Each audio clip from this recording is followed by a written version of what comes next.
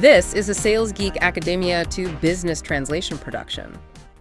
You know, it's a bit of a paradox in the world of sales, isn't it? Companies are absolutely pouring capital into digital transformation for their sales organizations, yet the returns often feel, well, pretty underwhelming. That's right. Accenture, for example, they found that while a massive 75% of sales executives see these digital tools as integral, only a pretty disheartening 15% describe them as truly effective. 15%, that's surprisingly low. It is. And what's truly striking here is just how widespread this gap is. You look at the Sales Management Association, they echo this.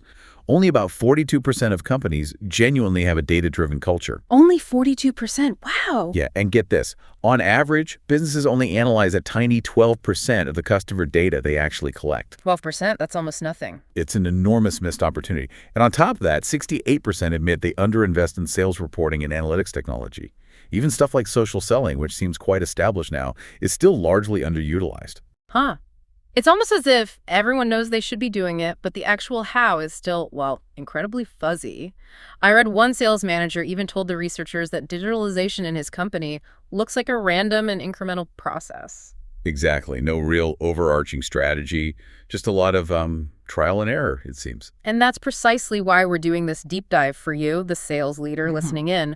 Our mission today is really to cut through all that noise and hopefully provide some clarity. We're going to unpack a key academic study, Ginsey and Habel from 2020. It actually offers a prescriptive, actionable model for digital sales transformation. Right. So the plan is to translate this, complex research into simple, jargon-free, real-world insights, stuff you can actually use to transform your sales organization effectively. Precisely. So, okay, we set the stage. Let's dig into the core. What precisely are we changing when we talk about digital sales transformation, and why are companies pouring money into this? Good questions. So when you hear sales processes, you might immediately think of the traditional phases, right? Pre-selling, selling, after sales. Yeah, the standard funnel stages. Exactly. But the research here points to a more, let's say, practical distinction. It moves beyond those phases to highlight two broader, more actionable categories. Okay, what are they? First, you've got customer interaction processes. That's basically all your direct engagements with customers. Prospecting, qualifying, presenting, closing deals, support, all that stuff. Direct contact. And second, internal processes. This covers everything else. The activities without direct customer interaction. So things like call planning, Salesforce training, sales forecasting, maybe internal reporting. Right, the behind-the-scenes work that supports the front line. Exactly. And the examples they found in the study really bring this to life. For customer interaction, think about this company, Company 1. They totally changed their prospecting using LinkedIn and customer websites. Well, they'd cross-reference that info with their CRM, that's Customer Relationship Management System, to see if maybe colleagues had prior interactions with the client. Made the approach much warmer, much more informed. Smart. What else? Then there's Company 5, a big eyewear company. They transformed their product presentations. At a major trade show, get this, they swapped out hundreds of physical sunglass samples for virtual mirrors. Virtual mirrors, like augmented reality. Pretty much. Customers could try on sunglasses digitally. Yep. And this innovation slashed the number of physical sample salespeople had to carry from like 420 down to just 150. Wow, that's a huge difference. Logistically, much easier, I bet. Definitely. And for after-sales support, think about Company 1 again. They sell through distributors, and they had this common issue. Small resellers often struggled with customer problems. Right, that can be a bottleneck. So their solution. Customers now just send photos of the product via WhatsApp directly to the salesperson. Simple. Super simple. And the salesperson can provide real-time solutions or advice. It dramatically speeds up response times. Okay, and what about those internal processes? Yeah, so for internal stuff, Company 6, for instance, they put all their salesperson training content onto a digital platform, complete with automatic reminders for modules. Moving away from classroom sessions, maybe. Exactly. Right. Much more efficient and trackable than their previous methods. Just makes training more accessible and consistent. Okay, so that's the what. Now, connecting this to the bigger picture, the why. Why do all this? You mentioned it boils down to two fundamental goals. That's right. It's fundamentally about increasing effectiveness, doing the right things better, and or increasing efficiency, doing things faster or with fewer resources. Effectiveness and efficiency. Okay. And the research also zeroed in on 4 key lacks that digital technologies are particularly good at fixing. These are the specific problems digital tools can solve. Lacks. Okay, like gaps or shortcomings. Exactly. Let's start with a really common one, a lack of knowledge. Salespeople often just don't have all the information they need right when they need it. Yeah, walking into a meeting unprepared, not ideal. Not at all. Take company 4. They found that in long-term customer relationships, especially where salesperson turnover was high, the clients often knew more about the relationship history than the current salesperson. Ouch. That's not a good look. Definitely not. So their CRM system became crucial. It rebalanced this information asymmetry, giving salespeople a comprehensive view of the customer's history before every interaction. That's a real game changer for having informed, valuable conversations. Absolutely. Okay, lack of knowledge. What's next? Then there's the lack of speed. Traditional processes can just be painfully slow sometimes, slow enough to cost you deals. For sure. Time kills deals, as they say. It really does. Company 3, a market research firm, they tackled this. They used digital tools to rapidly submit consistent, well-structured proposals and quotes, especially for their big international key accounts. So, standardizing and speeding up proposals. Right. They needed to share information faster across different divisions and streamline how they estimated costs. Digital tech directly addressed that speed issue. Makes sense. Lack of knowledge, lack of speed. What else? Next up, lack of reach. Salespeople, they're human. They simply can't manage every single customer interaction personally, especially not at scale. Right, there are only so many hours in the day. Exactly. So digital channels help bridge that gap. Company 5, the eyewear guys again, they introduced an online portal for customers to easily reorder products. Ah, self-service for repeat business. Precisely. This freed up their salespeople's time from routine reorder, sure, but critically, it also significantly reduced calls to their customer service center. It gave customers more options to interact how and when they wanted, extending the company's reach without just adding more salespeople. Got it. More touch points, more convenience. Okay, one lack left. The final one is the lack of perceived value. Today's customers, B2B or B2C, they demand more tailor-made, value-adding experiences. Generic messages just don't cut it anymore. Everyone wants personalization. They really do. And digital technologies can help deliver customized messages that truly resonate. Company 1, remember them, they have over 18,000 B2B clients. Wow, that's a lot to personalize for. It is. They used sentiment analysis combined with their CRM data to customize messages, really recognizing that each client wants to feel unique.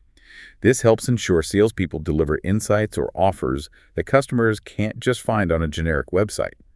It adds real value. Okay, that makes perfect sense. So we've got the what, customer interaction and internal processes, and the why, boosting effectiveness or efficiency by addressing these lacks of knowledge, speed, reach, perceived value. Exactly. So now let's get into the how. This is the really actionable part, right? The research identifies 6 underlying themes, or 6S pathways, for how technology actually alleviates these lacks. That's right, the 6 S's. Let's go through them. The first pathway is substitute. This is where digital channels or automation completely replace human salespeople for certain tasks. Okay, replace. That sounds potentially controversial. It can be. Company 6 offers a clear example. Their entire order management process is now fully digitalized. Customers place orders directly through an online portal, no salesperson involved at all for that transaction. Right, so taking the human out of the loop for simple orders? Yeah. And while this might feel a bit scary, thinking about job replacement, it's also an opportunity. Yeah. It frees up the remaining salespeople to focus on more complex, high-value interactions where they're really needed. That's a good point, elevating the role. Okay, substitute is one. What's next? Then there's supplement. This is less about replacement and more about adding digital channels alongside salespeople, giving customers more choices on how to interact. So augmenting the salesperson, not replacing them. Pretty much. Company 5, the eyewear firm, they balance their online portals with traditional face-to-face meetings, especially for things like new product launches. Interestingly, they noted that average order sizes tend to be lower on the online channels. Ah, so the salesperson still plays a critical role, maybe for bigger, more complex deals. Exactly. It proves the value of the human touch in certain contexts. Okay, substitute, supplement, number 3. Number 3 is service. This pathway is about using digital tools to help your customers better manage their own business or value chain. It's about providing value beyond just your product. Helping the customer succeed. I like that. Example. Company 5 again. Okay. They replaced traditional printed point-of-sale marketing materials in their retailer stores, over 6,000 of them, with customizable digital screens. Digital signage. Yeah, but smart signage.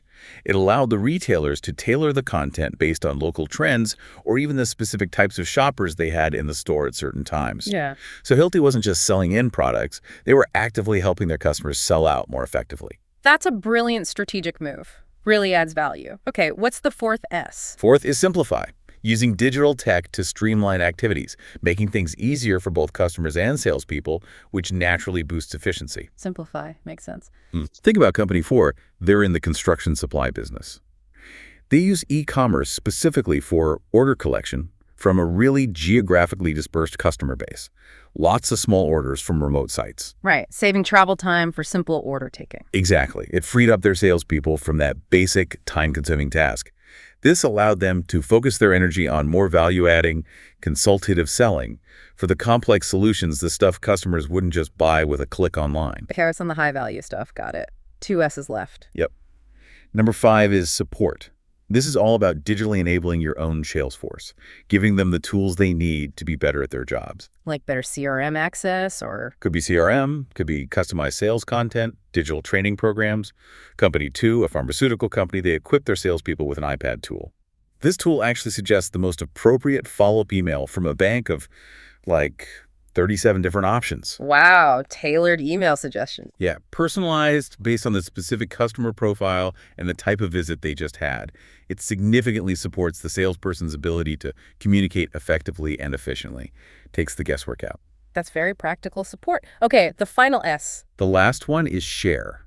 This pathway focuses on facilitating information sharing across sales teams, between different departments like sales and marketing, and even with external partners or distributors. Breaking down silos. Absolutely. Company 2's whole integrated customer engagement strategy relies heavily on this. They share information seamlessly between sales, marketing, and their medical information unit. This empowers their sales team to analyze data better and deliver truly customized promotional and scientific content to healthcare providers. Okay, so those are the 6 S's. Substitute, supplement, service, simplify, support, and share. That's a really useful framework for thinking about how technology can be applied. It is. And to make these pathways actually happen, the research points to 3 consistent types of implementation actions that companies take. Actions. Okay, like concrete steps. Yeah. First is the digitalization of information. This is the foundation. It's all about collecting, analyzing, and disseminating data effectively. Think sentiment analysis, like we mentioned, predictive analytics, or just making sure relevant information is easily accessible via your CRM. The study literally calls this the backbone of any digital transformation endeavor. Makes sense. Data is key. What's the second action type? Second is the digitalization of internal processes. This involves automating tasks, standardizing approaches, maybe harmonizing processes across regions, and prioritizing certain activities or customers. Like automation. Exactly. Things like robotic process automation or RPA for back-office tasks. Yeah. That can speed up response times, ensure consistent service quality, especially maybe for your most valuable customers. It's a huge boost to internal efficiency. Okay. And the third type of action? Third is the digitalization of customer interaction processes. This is where you provide those digital channels we talked about, enhance your digital services, and really personalize the marketing mix for individual customers or segments. So the customer-facing stuff, online portals, remote monitoring maybe, those customized messages. All those things fall into this category. Got it. Information, internal processes, customer interaction. And of course, none of this matters if you don't track it, right? You need to know if it's actually working. Absolutely crucial. Monitoring with key performance indicators, KPIs, is non-negotiable. You need to select KPIs that directly align with your original goals. Are you aiming for more effectiveness or more efficiency or both? And how do you choose the right KPIs? Well, the research suggests thinking in terms of the balanced scorecard model categories. Bottom line, like sales growth, profit, cost, like cost per lead, sales cost ratio, process like proposal speed, order accuracy, customer-like satisfaction, net promoter score, NPS, and learning and innovation, like adoption rates of new tools, salesperson skills. Okay, linking KPIs back to the goals. Right. Generally, cost and process KPIs often link tightly to efficiency goals, whereas bottom line metrics, customer-focused ones like NPS and Learning KPIs usually tell you more about effectiveness. That's helpful. So track progress with the right KPIs. Now, the study then looked at how companies actually do this in the real world, didn't it? They found different types of companies. They did, yes. The quantitative part of the study was really interesting. They identified 4 distinct clusters or archetypes of companies based on how they approach digital transformation in sales. 4 types. Okay, lay them out for us. All right. First, you have the digital sales transformation leaders. As the name suggests, these guys consistently show the highest market performance. They have strong strategic clarity, they use KPIs effectively, they enable their sales teams well. The ones getting it right? Pretty much. They tend to see transformation as an ongoing evolution, not a one-off project, and they're often found in newer economy sectors, like ICT. Okay, who's next? Then, unfortunately, you have the digital sales transformation laggards. Lowest performers across the board. They typically lack strategic clarity, their implementation is ineffective. The ones struggling. Yeah. And interestingly, they often view transformation as this massive radical revolution rather than a gradual journey. They also tend to focus their limited efforts on less attractive existing customers, strangely enough. Okay. Leaders and laggards. What are the other two? They were more in the middle. Exactly. And these two are important because they represent very distinct, conscious strategic choices that sales leaders like you might make. They are the digital sales enablers and the digital sales replacers. And enablers and replacers. Okay, let's break those down. Tell me about the enablers first. Right. So digital sales enablers, these are typically B2B companies. They're often looking to differentiate themselves through superior service and highly customized solutions. They usually employ a consultative selling approach. So relationship-focused, value-add type businesses. Precisely. Their primary goal is usually to increase effectiveness in customer interaction. They want to fill that lack of perceived value we talked about, and also the lack of knowledge for their salespeople. Okay, so which S pathways do they focus on? They lean heavily on support, service, simplify, and share. Their actions involve collecting and disseminating data effectively, personalizing the marketing mix, and digitally enhancing services to give salespeople, for example, real-time access to information needed for those customized solutions. And their KPIs would reflect that focus on effectiveness. Absolutely. Heavily customer-focused metrics like customer satisfaction, NPS, also bottom-line growth, naturally, and learning KPIs to make sure the sales team is adopting the new ways of working. Can you give a real-world example of an enabler? Sure.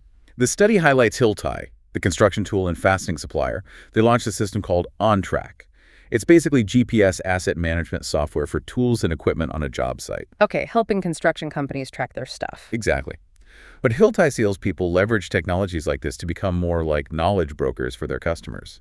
They offer value-adding solutions that directly improve the customer's job site productivity and ultimately their profits. So the tech enables the salesperson to be more consultative. Precisely. The salespeople conduct on-site consultations. They use digital tools like tablets to demonstrate the system, and they help the customer implement it. It ties Hilltie's efforts directly to the customer's business success.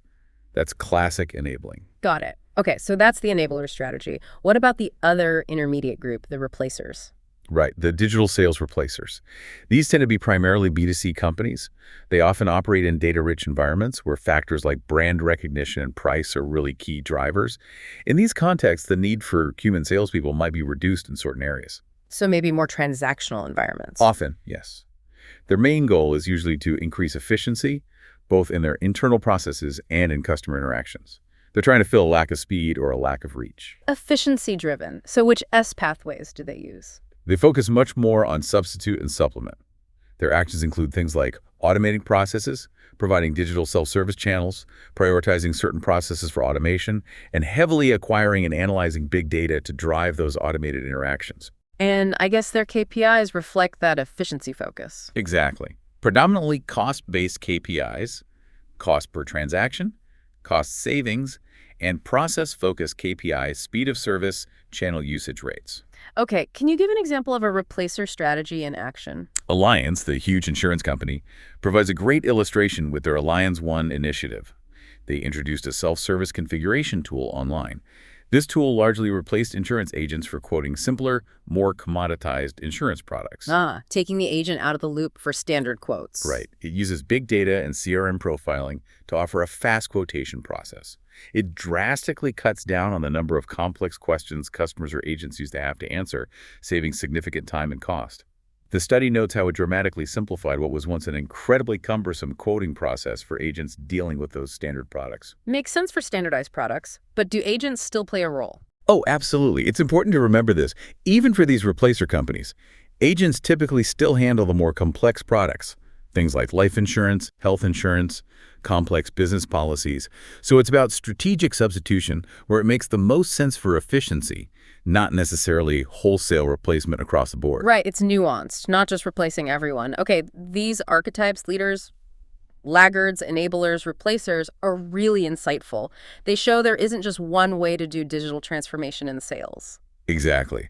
And that leads us nicely into some really actionable guidelines for you, the sales leader listening, regardless of where your company might currently sit on that spectrum. Okay, practical advice time. What's the first guideline? First, and maybe most importantly, use the prescriptive framework we've been discussing. Don't just, throw digital tools at problems randomly hoping something sticks. Be systematic. Yes. Systematically map out your key sales processes. Pinpoint the critical pains, or those lacks we identified. Is it knowledge, speed, reach, or perceived value that's holding you back in specific process areas? Then consciously choose the appropriate success digital pathways to address those specific lacks. And prioritize, I assume. You can't do everything at once. Absolutely. Prioritize based on the projected investment needed versus the potential effectiveness or efficiency gains you expect to see. Be strategic about where you place your bets. Okay, use the framework systematically. What's guideline number 2? Second, benchmark your company. Take an honest look and try to figure out where your organization currently fits within those 4 archetypes: leaders, laggards, enablers, or replacers. Why is that important? Because it helps you identify your current strengths and, maybe more importantly, your weaknesses in digital transformation. Are you leaning towards enabling your sales force more effectively, like Hilti? Or are efficiency gains through replacing certain functions, like Aliens, more relevant to your context? Understanding your current state is absolutely critical for planning your next steps realistically. Know thyself. Good advice. And the third guideline? Third, draw inspiration from the examples. We've talked about quite a variety today, right? Across different industries, different processes, varying levels of disruptive potential. Look at the specific examples like Hilti Aliens or the others mentioned. See what resonates with your situation and adapt those ideas to your specific context. You don't necessarily have to reinvent the wheel here. Learn from others. Makes sense. But it's crucial to remember what one manager in the study wisely pointed out. This isn't a simple flip of a switch. Digital transformation is absolutely a journey. It takes time and effort. Huge effort. It involves overcoming internal resistance to change, which can be significant, and it simply takes time. That manager noted it took their company 18 months both to overcome resistance to change and exploit the potential of technologies at their best. So patience and persistence are key. 18 months. Yeah, that sets realistic expectations. Okay, this has been incredibly insightful. To really distill all of this down for everyone listening, can we summarize with 3 key actionable takeaways they can implement, maybe starting tomorrow? Absolutely. Let's boil it down. Okay, takeaway number 1. 1. Strategic clarity is paramount. Seriously, don't just buy the latest shiny digital tool because everyone else is. Start by systematically mapping your sales processes, like we said, and get crystal clear on why you're transforming. Is the primary goal to increase effectiveness or efficiency? And what specific lacks knowledge, speed, reach, perceived value are you trying to remedy? This foundational clarity needs to guide every single decision you make after that. Couldn't agree more. Takeaway number 2, choose your S wisely. Really understand those 6 digital pathways: substitute, supplement, service, simplify, support, and share. Then intentionally select the pathways that directly align with your strategic goals and the specific lacks you're trying to address. Right, so tailor the approach. Exactly. For instance, if you're primarily a B2B company focused on adding value through consultation, you'll probably want to lean heavily into the support and service pathways. If you're more B2C and driven by efficiency needs, maybe substitute and simplify become your primary focus. Make a conscious choice. Okay, clarity first, then choose the right S pathways. What's the third key takeaway? And 3, measure what matters. Don't wait until the end. Establish clear, relevant KPIs right from the outset. Decide if they need to be cost-based, process-based, customer-focused, or bottom-line oriented based on your goals. And then consistently monitor your transformation efforts against those defined goals. Don't just implement stuff. Track the tangible impact it's having on your effectiveness and efficiency. Implement, track, adjust. That's the loop. So think about all this. Here's a final thought to leave you with. Given these diverse strategies and the potential outcomes of digital transformation in sales, what role do you see for the human salesperson in your own organization, say, 5 years from now? And how will technology fundamentally shape and perhaps reshape that role? Something to really mull over. This has been another Sales Geek Academia to Business Translation production.